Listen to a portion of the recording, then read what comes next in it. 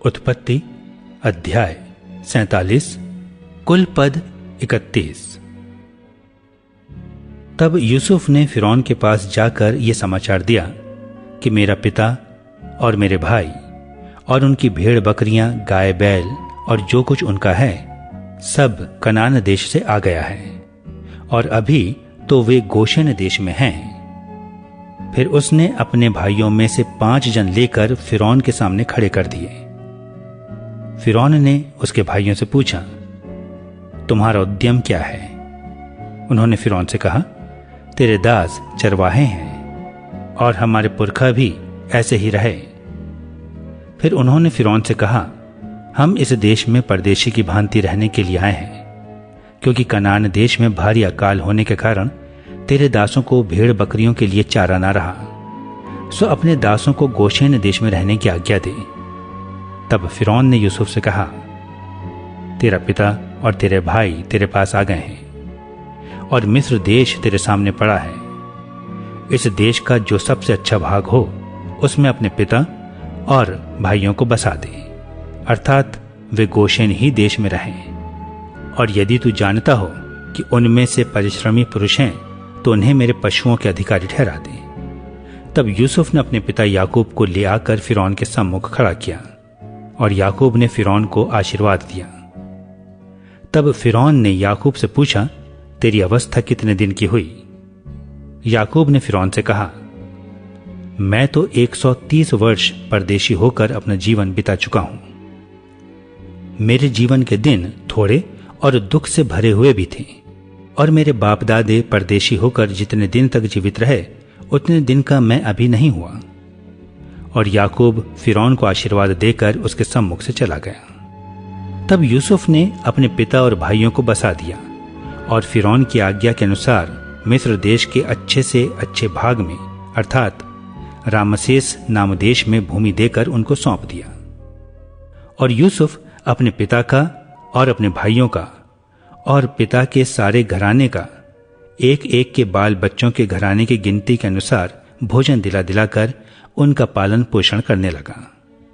और उस देश में खाने को कुछ न रहा, क्योंकि अकाल बहुत भारी था, और अकाल के कारण मिस्र और कनान दोनों देश नाश हो गए। और जितना रुपया मिस्र और कनान देश में था सबको यूसुफ ने उस अन्न के बदले जो उनके निवासी मोल लेते थे इकट्ठा करके फिरौन के भवन में पहुंचा दिया।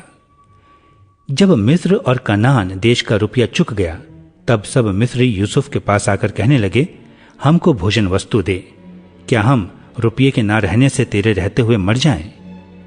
यूसुफ ने कहा, यदि रुपये ना हो तो अपने पशु दे दो, और मैं उनके बदले तुम्हें खाने को दूंगा।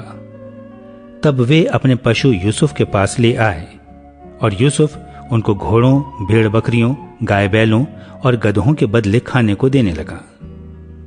उस वर्ष में वो सब जाति के पशुओं के बदले भोजन देकर उनका पालन पोषण करता रहा।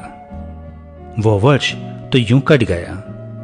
तब अगले वर्ष में उन्होंने उसके पास आकर कहा, हम अपने प्रभु से ये बात छिपा न रखेंगे कि हमारा रुपया चुक गया है, और हमारे सब प्रकार के पशु हमारे प्रभु के पास आ चुके हैं। इसलिए अब हमारे प्रभु के सामने हमारे शरीर और भूमि को छोड़कर और कुछ नहीं रहा। हम तेरे देखते क्यों मरें और हमारी भूमि क्यों उजड़ जाए? हमको और हमारी भूमि को भोजन वस्तु के बदले मोल ले, कि हम अपनी भूमि समेत फिरौन के दास हों, और हमको बीज दे कि हम मरने ना पाएं वरन जीवित रहें और भूमि न उजड़े। तब यूसुफ ने मिस्र की सारी भूमि को फिरौन के लिए मोल लिया, क्योंकि उस कठिन अकाल के पड़ने से मिस्रियों को अपना अपना खेत बेच डालना पड़ा। इस प्रकार सारी भूमि फिरौन की हो गई और एक छोर से लेकर दूसरे छोर तक सारे मिस्र देश में जो प्रजा रहती थी उसको उसने नगरों में लाकर बसा दिया। पर याजकों की भूमि तो उसने ना मोल ली, क्योंकि याजकों के लिए फिरौन की ओर से नित्य भोजन का बंदोबस्त था और नित्य जो भोजन फिरौन उनको देता था वही वे खाते थे। इस कारण उनको अपनी भूमि बेचनी ना पड़ी। तब यूसुफ ने प्रजा के लोगों से कहा, सुनो, मैंने आज के दिन तुमको और तुम्हारी भूमि को भी फिरौन के लिए मोल लिया है।